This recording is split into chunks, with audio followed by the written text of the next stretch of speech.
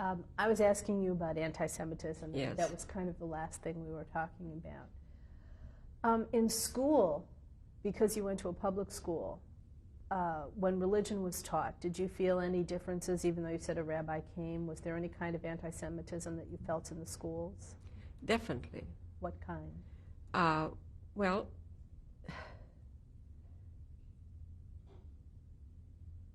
we were just treated differently.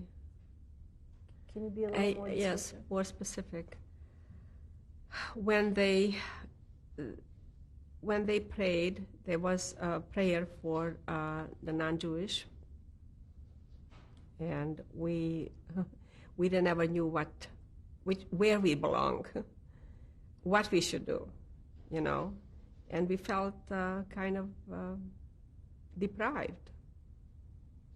That there was a lot of Jewish kids, and the Jewish kids had to go along with the non-Jewish kids in prayer. And no attention was given to our religion. What about at Hanukkah time? Because it is Hanukkah now. Yes.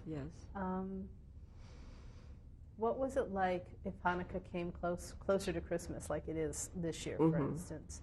Did you feel any? What was the Christmas? No. We celebrated Hanukkah, and Christmas came whenever it came. I mean, it wasn't part of our religion. But it had no effect on you? It had no effect, no. Did you sing Hanukkah songs when you were? Oh, yes. Do you remember what the songs were? No, I remember very little.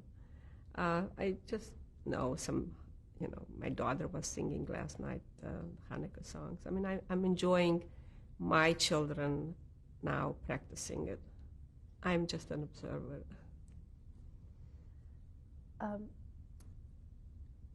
You said that there were 10 girls, right? Yes. Maybe you could, if you can remember, you're the oldest. Yes. Could you maybe, the ones whose names you do remember, yes. And maybe you want to go through, and also you had in terms of endearment for everyone, I think. Well, yes. I don't remember the endearments as much, but the names, I remember most of them. Like I said, they were 15 months apart. And I was Rivka, and the next one was Yenta, Hannah, Brana, Fradl, Ruchel, Nissel, Oranka. And that's about all I remember. The youngest one was 6 weeks old, which I didn't know that was taken to camp. And I wasn't home at the time. There was another one before that. And another one, yes, which I didn't, she was only a year and a half, which I didn't know, because I wasn't home anymore. In 1938, when Hitler took the Sudetenland, do you have any memories of that? No. None? Okay. So it didn't affect you at all? No. In 1938, we were already taken over by Hungary. See, Hungary had a war with Czechoslovakia, and they took it back. So I don't remember if it was 38 or 39, something like that. But I remember the fighting, and I remember that Hungary became in power. And the last was Hungary. I mean, when the last time that I was home was Hungary. You said you remembered the fighting. Yes. What kind of fighting do you remember? Well, we used to go under the table from when the bullets were flying when they were fighting, street fighting, actually. I was a very young girl. But then they took it from the Czechs, and the Czechs had to go back to Czechoslovakia. That was occupied Czechoslovakia, actually. And they went back to the real Czechoslovakia, and then Hungary took over. When you were that young and things were changing in Germany and people were trying to leave Germany and trying to get to different parts of Europe, because your father obviously was so prominent in the synagogue, were there people that he helped? Do you remember people who came through Czechoslovakia, through Sevlish, from perhaps running from Germany? As a matter of fact, he had his own family that was running from one of his sisters, not from Germany, from another city she was going, and those are the ones that you probably heard of it. They shot him in the Menster, something like a big area where they lined them all up and they shot him, and then she fell in. There was my father's sister, and she fell in, and they thought she was dead, and then she came back with some other people walking.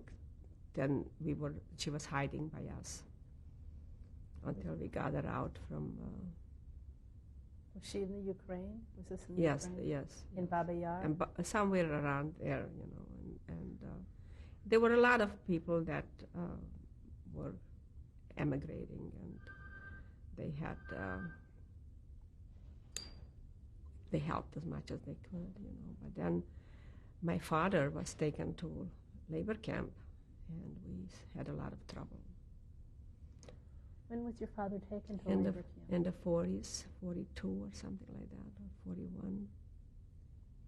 Some people who live in Czechoslovakia, or Hungary as it Yeah. became, have told me that when the planes were going from Germany to Poland in September of 39, mm-hmm.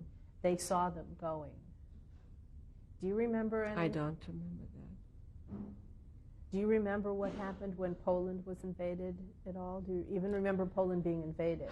No, I don't. I remember that there were problems, but they kept it away from kids. I mean, we didn't. They weren't talked about. So in 1939, you were 13. Yes. So you weren't even interested in boys yet, were you? No. You were. Did you belong to any youth organizations? Zionist? No. I tried to, but it wasn't. My father didn't want me to belong to anything yet. Was your father a Zionist? He was. Yes, he was, but he thought I was too young, and he always was afraid that I will go, that I'll go away from home, and that was sort of shielding me. So as the war began in Poland and then in the rest of Europe, 1939, 1940, what do you remember in terms of your own life? What kind of hardships? Things were getting harder and harder. We had to work. Work was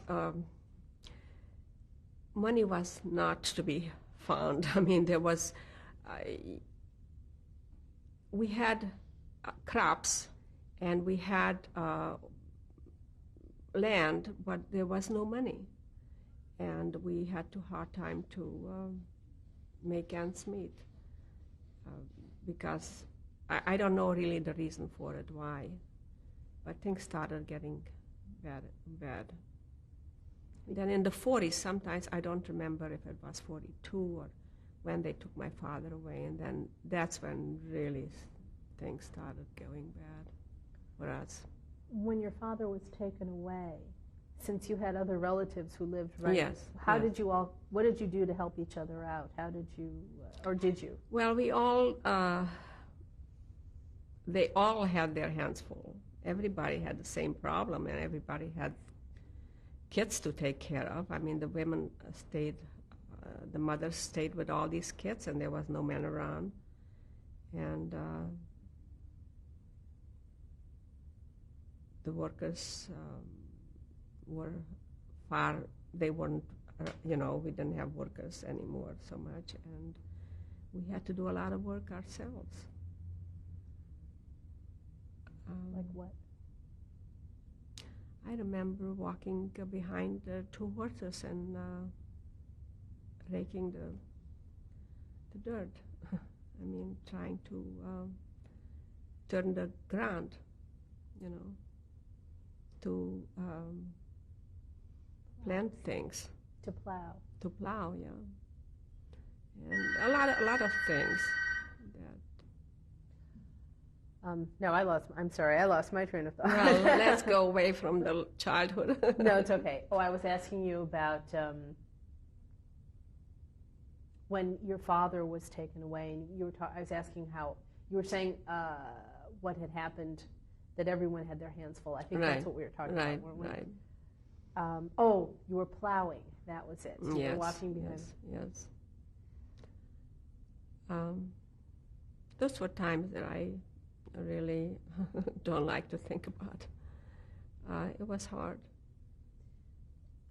I can assume that you came from at least a middle class or upper middle class. Upper middle class. Upper middle class. So therefore, your whole life was turned upside down. Yes. And you having to do this kind of labor was not something you ever understood, I would assume. How did you feel about having to perform this manual labor? I didn't like it. And I refused to do it. So it wasn't just, but those were just incidents, you know, some incidents that I was asked to do, or I volunteered to do, and then I didn't like it. How did you manage to how did your mother keep the Jewish household going during this She time? kept on the same way as she did before. Nothing changed. Everything went on as far as keeping the Sabbath and taking care of the kids and cooking and just being busy.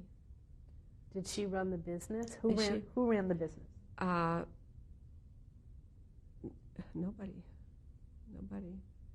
She just had a help that my father used to have, and he would he was a cripple, and he wasn't taken, and so he was sort of overseeing the business, whatever. But things started going bad, and there wasn't much business anymore. When they started taking the men away from the houses, then things started Do you know where your father falling was apart. taken? I really don't know. I don't remember, where he was taken. But he was taken and to labor camp, and then he came home and just was home probably, I don't know how long, but he did go together with my mother and my children, my sisters, to camp. They all went together. So in 1942, approximately, when your father was taken. Yes, and then maybe in 43 they came back. When they were taken from Savlush, I think either late 43 or beginning of 44. Where were you? I was in Budapest then. How did you get there? When did you go there? What were the circumstances? Yeah, well, the circumstances were that things started being very bad at home. And my mother, we had relatives in Budapest. And they just sent me there to be away from the house. How did you get there? What was the journey like? With a train. It was not easy. Well, what wasn't easy, were there any distinguishing marks that you had on you that said you were Jewish? Did you, any of that? No. That time they didn't have it yet. No. I went to learn a trade. I decided I wanted to be a typesetter for a newspaper. And that's what I learned. I went to school there to learn how to do that after all this commotion started at home. And I lived with my relatives. What were their names?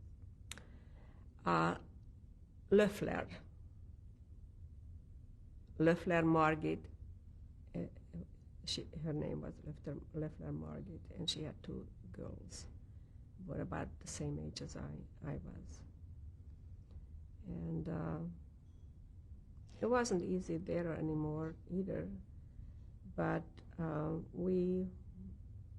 managed, and I missed my parents very much and missed my home, but unfortunately when I wanted to go back, I couldn't go back anymore. They claimed that they stopped letting in people there from Hungary. I mean, that's what I was told, that I can't go back anymore. And what I lived with, that was such a terrible thing for me, is that I wasn't home when they were taken away. They were taken separately, and they were taken all to Auschwitz. They were taken to Auschwitz. And then I was taken from Budapest when they started the star, and then right after. Let's just back up for a little bit, just for a moment. When you got to Budapest, which side were you on, Buda or Pest? Where were you living? I was in Pest. Were you living in what eventually became the ghetto in that area? Yes. Near the Doknyai synagogue? The big synagogue? Yes.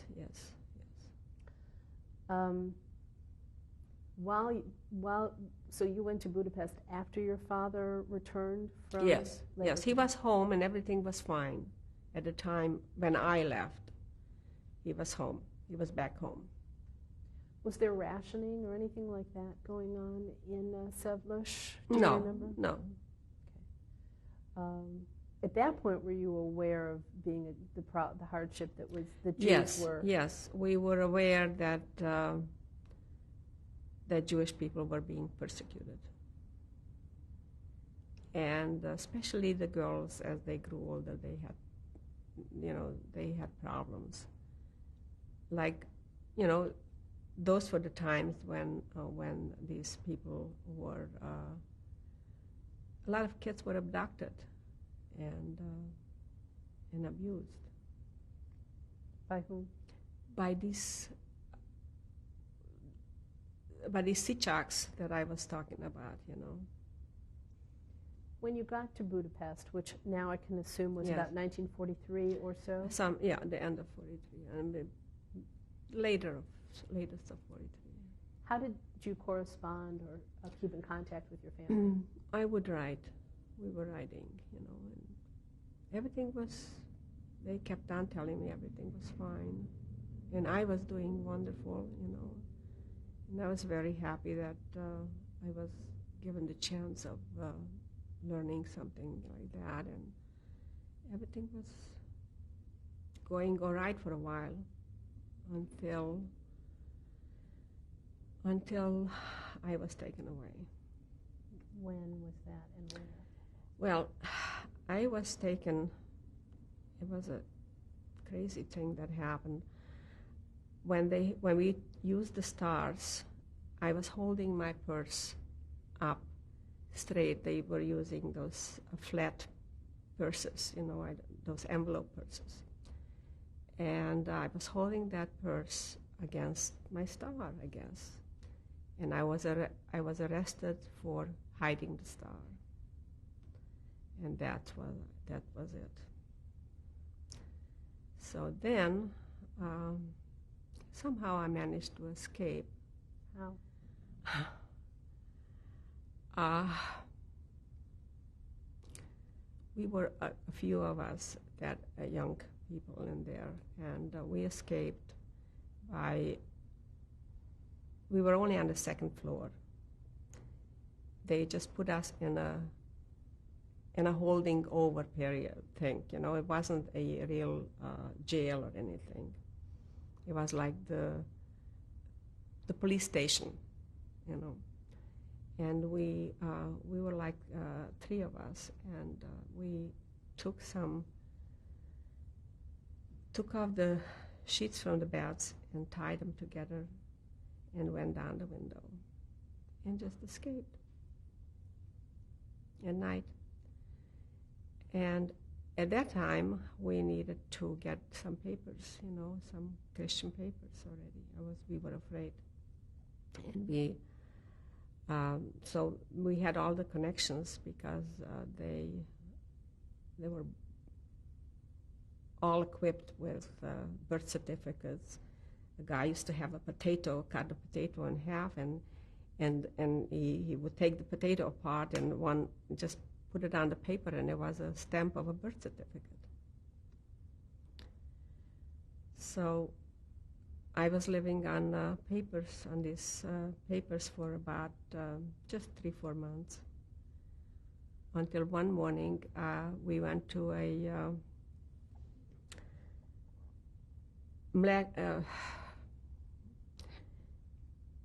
tejcsarnok, they called it in Hungarian, where they had nothing but milky products.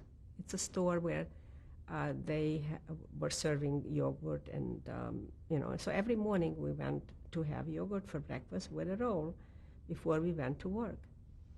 And one morning somebody must have gotten wise of it, and one morning they just waited for us there, and they arrested us. And when they arrested us that time, it was more serious. They must have known that that the papers were false, because I knew that if I tell them otherwise that I'm Jewish, then I'm going to be deported, and we already knew that something's really bad happening. So I kept on saying that I was not Jewish, and they finally got mad, and they started hitting me with a big rubber hose, where I was beaten up so hard that I couldn't walk for a whole month. And all I know is that they took me to the room with my pants full, and I didn't even feel my body. And then they took me on the transport, and I went straight to Ravensbrück. But in the wagons, it seemed to me that we were going for days and days and days. I just couldn't imagine now that it's so far. I went to visit that area, and it doesn't seem to me like Ravensbrück takes weeks to get there, but we were being bombed, and we were stopping, and I was laying in a corner and couldn't move. By the time we got there, I got myself together, and we went to the bathroom inside in those wagons in a bucket. It was just a horrible, horrible experience. And I was sort of, I think, always the youngest in the area, in the group where I happened to find myself, And when I got to camp, I knew that if I'm not going to walk, and if I'm not going to be ready to go out to work, that what's going to happen to me. I had already heard rumors. So I pulled myself together, and we stayed uphill. We went on uphill every morning in the cold, and we had wooden shoes. And we, after they gave us some coffee, whatever, they used to put stuff in the coffee that we shouldn't get our period. They counted us, and they took us out to work. We were working on Ravensbrück was a women's camp of about 100,000 women, or something like that.